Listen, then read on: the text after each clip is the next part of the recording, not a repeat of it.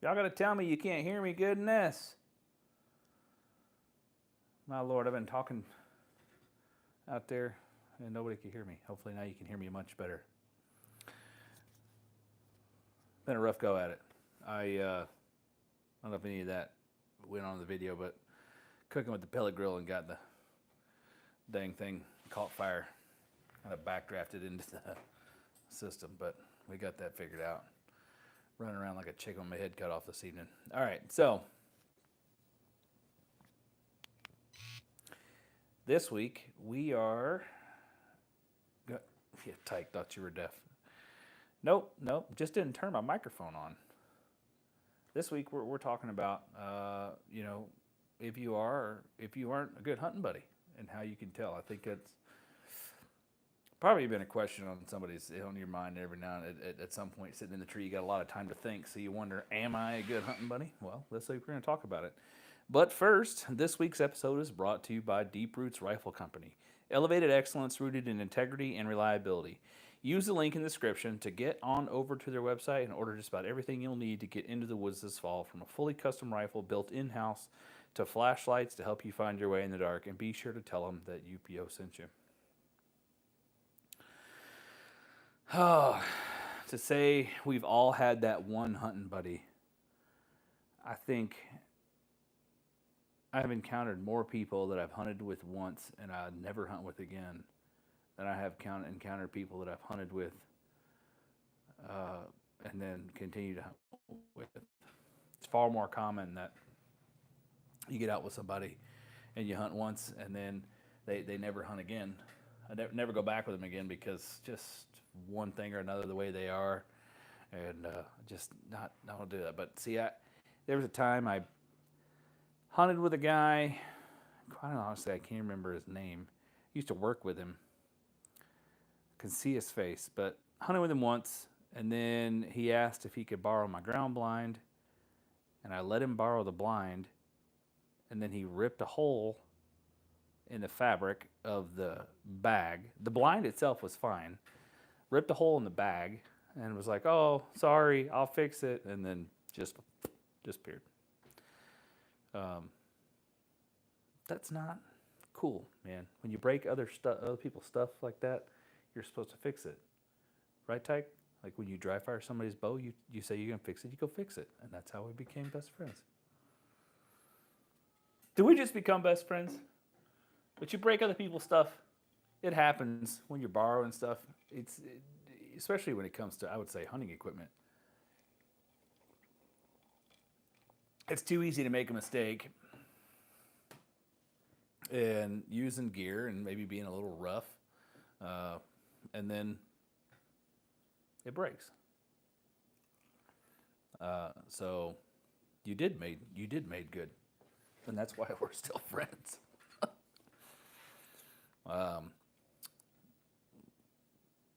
And that's part of it. Is you make the mistakes, but you make good on them, like Tyke did. Tyke dry fired my bow. As soon as he did it, he said, "I'll fix that," and sure enough, he did. And here we are. Oh man, how long ago was that? 12, 13 years ago, probably.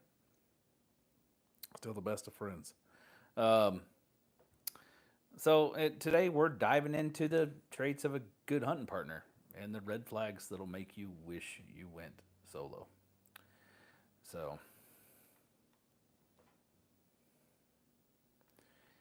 what makes a good hunting buddy? I would say number one to me is you show up on time, ready to go. And not necessarily have to show up somewhere on time, but if I tell you that I'm going to be there, hey, I'm going to pick you up at 4:30 in the morning, chances are I'm going to be at your house by 4:20 or 4:15, 4:25 at the latest. But I expect from you, at a minimum, that at 4:30 in the morning, you're walking out that door. And I'm hoping when I pull up at 4:20 that you're already outside waiting on me, or at least I see signs of life inside your house.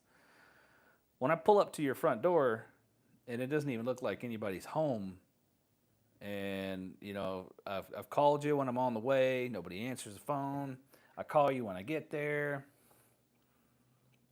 You still don't answer the phone. I don't want to knock on your door, waking up your wife and kids and stuff like that. Just be reliable. Be on time.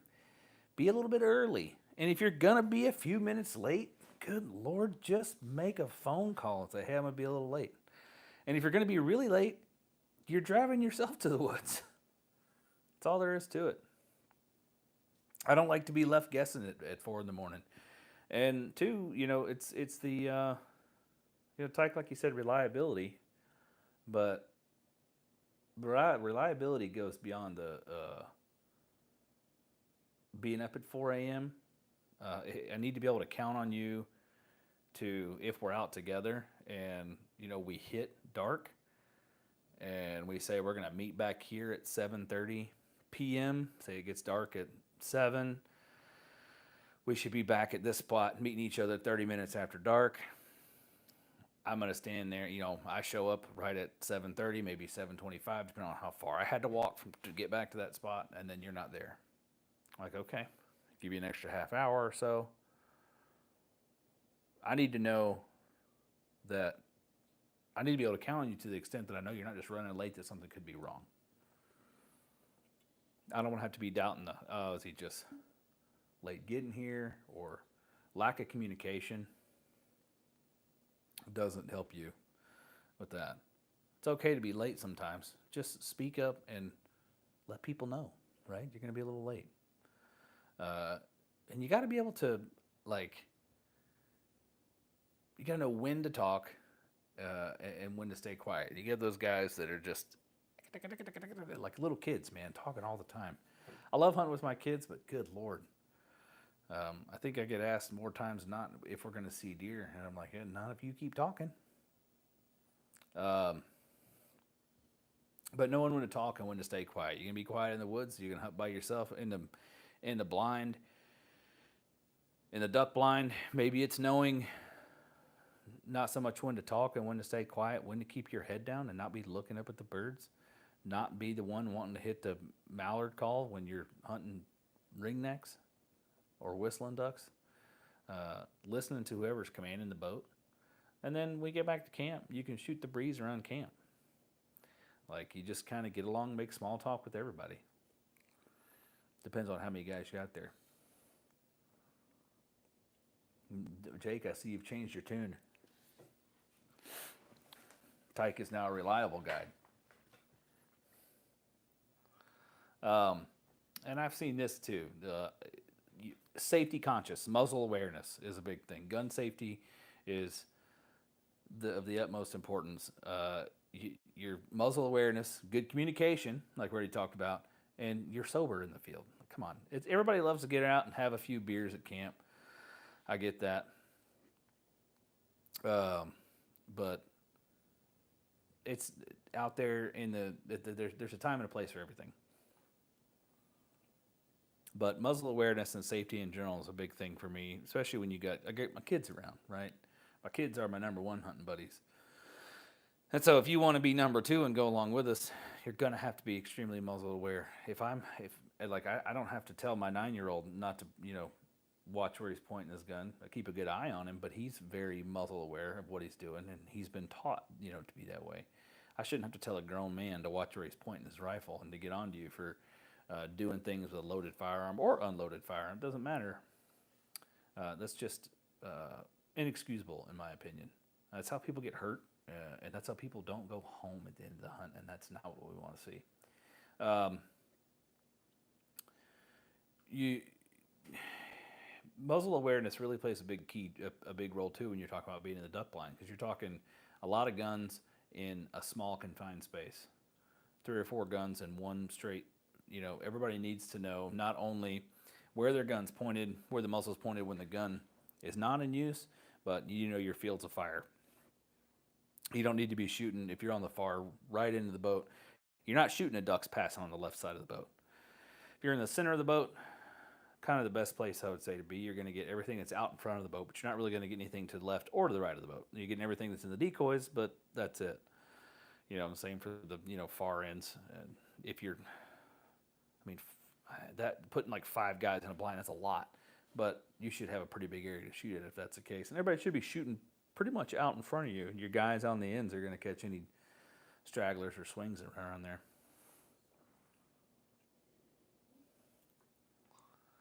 Jake says, I've had grown men hit me with the muzzle of their gun. You no longer hunt with them. I wouldn't either. Ain't no way. You got to be unselfish and team oriented. Help drag a deer out, even if it was the buck that everybody was hunting for. You got the big boy that has been on trail camera here and there, and then somebody goes and kills it. Get over there, shake a hand. I don't think there shouldn't be much of an echo in here. Get over there. Let me pull this off here. Let's try this. Maybe that's a little better. Get over there and shake a hand.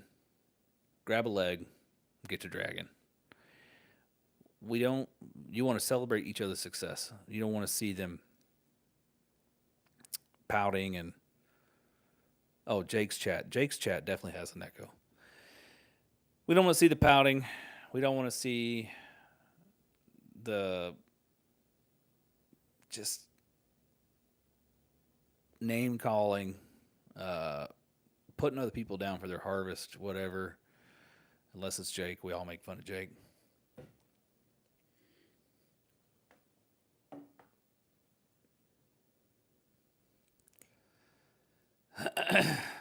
And you don't have to be, you don't even have to be, and don't be pouting if you're not the first one to tag out either. Like, there's a lot of guys, I think, that everybody's so concerned with eating tag soup. It's not a race to fill your tags. Enjoy the hunt. Enjoy the journey. And a bonus, if you can be like the camp MVP. You're a good cook, a comedian, like a funny storyteller. That's why we keep Jake around. Just someone who can all around make the evening better. You got good stories, you good cook, you always bring a good whiskey. It's a good way to become a good hunting buddy. And then what makes a terrible hunting buddy? Red flags in camouflage. All right. Always forgetting stuff. Having to constantly, like, you got the guy that you feel like you need to carry two of certain things because he's never going to bring a thermocell.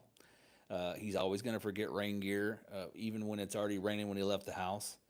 Might leave the rifle at home or the ammunition. Never has a flashlight.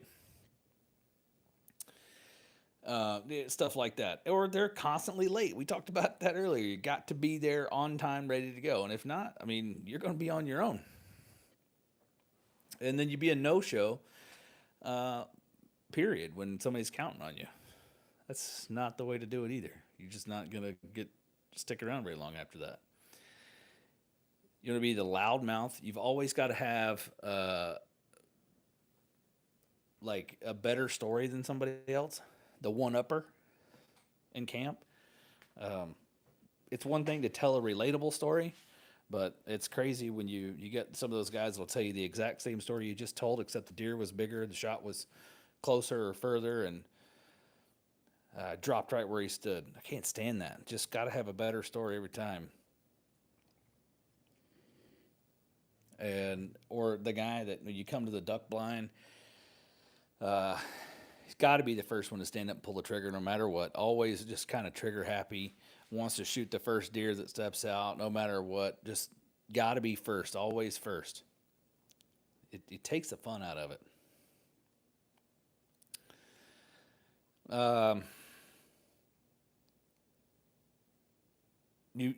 When you want to be the guy that comes up with every excuse not to drag a deer, so you got a group of 3 and got a big deer down need some help dragging, got a long drag out from public land, and you decide that you're not going to help drag. I'm just going to stay in my stand and hunt till the end of the hunt. Then you come back to the truck at the end. We're all waiting on you. You know, deer's gutted, ready to go get check station or whatever. And here you roll in right there at dark. You're done with your hunt.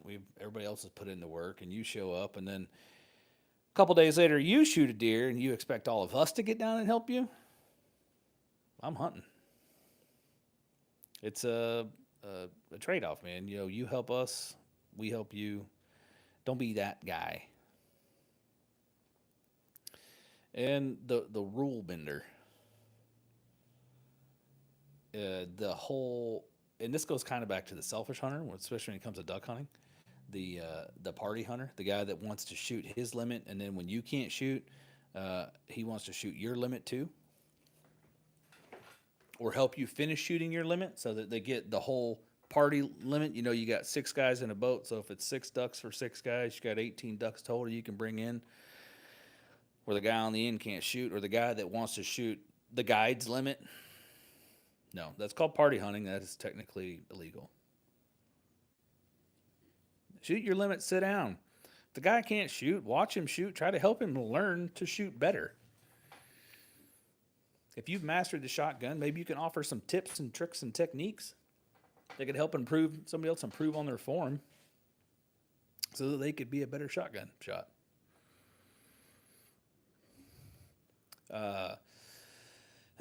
You don't want to end up with a fine or having your license taken away or having your deer taken away. But mistakes do happen. And, you know, part of that is we're all going to make mistakes. You own up to your mistakes and go from there and hope for the best. You have a bad attitude. Constantly complaining about it's too cold, it's too hot, it's too wet, it's too dry. Seeing too many does, not seeing enough deer at all. The truck smells funny. The deer are too small. You never know. Just the constant something to complain about. Your feet hurt, your back hurts, your knees hurt. Didn't sleep good last night. Wish somebody else would have brought different beer. Always something to whine about. Can't stand that. Just toughen up, man. You'll be all right. You're bringing down the vibe for everybody. And, you know, the best thing you can do with these people is set expectations early, especially I think when it comes to safety, when you're meeting a new hunting buddy, right? It's pretty easy to lay down the law and be like, look, man, we are here. We're going to have a good time, but we're going to be safe doing it. I like to drink a beer too. We're going to do we're going to do that at camp. We're not going to do it out in the woods. I like to, if I kill a deer, I need you to help me drag. If you kill one, I'm going to help you drag, so on and so forth.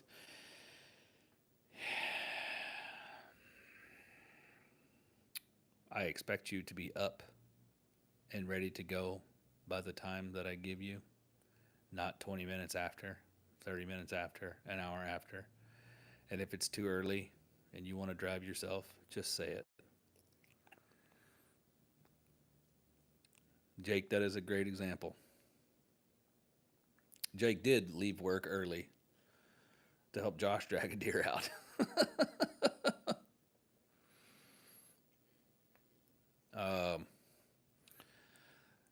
It's best to have that talk right at the get-go. And if they can't grasp that, I would honestly say some important things like the safety.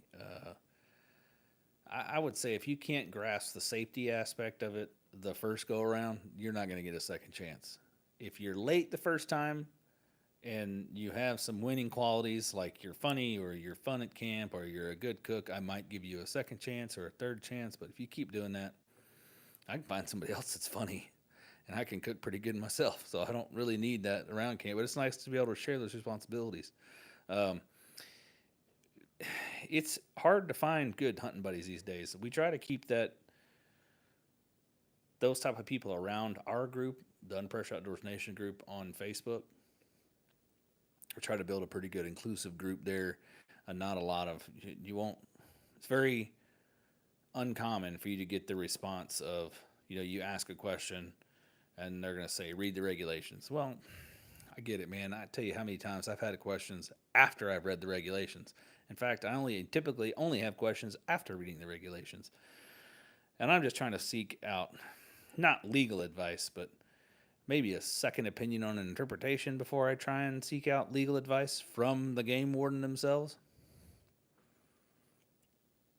But the best place to find hunting buddies, really, anymore, the same place it used to be. If you can find an old check station, place where you got to go and check game in, those people there, they're hunting already, and hopefully they've been successful. So you get a hunting buddy who actually knows what they're doing. Not always a winner, but sometimes you'll find some guys that are a little crazy there, but you never know.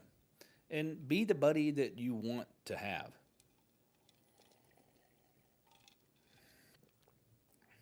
Lead by example. Be the hunting buddy you want to see in everybody else. Other than that, I don't know. But I think if you're sitting there in the stand, you're thinking to yourself, like, man, am I a good hunting buddy? That's probably a pretty good start, because you're at least self-aware of the fact that you may have some flaws.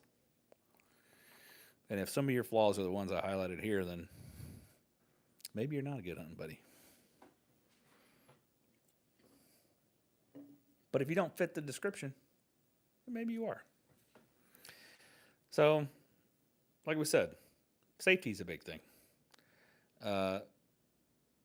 For the, somebody who's not going to be around as a hunting buddy long, safety is going to be the first thing to have them go. And then tardiness and reliability. And then wanting to skip out on the work when there's work to be done, because it's not always.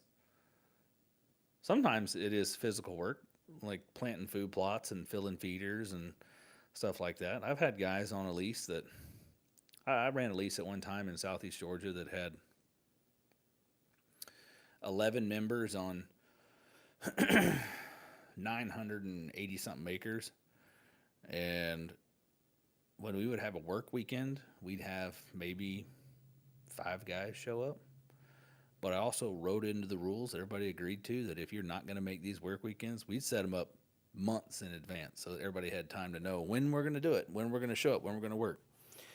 If you're not going to be there, one, you're still expected to share the load of the financial burden of food plot seed and corn and whatever else. And then, two, on top of not being at a work weekend, you got to miss one. If you missed the second one, you were fined. It's like $100 or something like that. $100.